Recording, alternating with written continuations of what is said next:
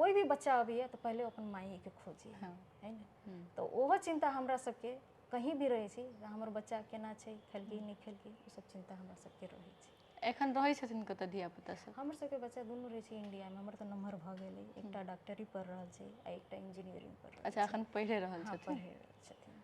अच्छा, फिर एहन स्थिति में जेना आप घर के काज नहीं ओरिया पाबि रहल छियै समय समय पर, तऽ एहन में तो बहुत दिक्कत होइत रहे छै ना महिला सबके, कियाक तऽ आब घर के आदमी के प्रेशर रहे छै, अहाँ घर में नहीं करै छी, बाहर जाइ छी। जी, तो ये में प्रेशर तो रहे छै। तो अपने के घर परिवार छथिन, मान लो अब ज्वाइंटे फैमिली छै, तो ओहो सब ई बात के बुझे छथिन कि एकरा पास टाइम नहीं छै, तब की करऽ पड़ते। तो वो सबके हेल्प के बिना हम सब आगाड़ी नहीं बढ़ सके छी। एगो बात के एकदम स्पष्ट बात छै।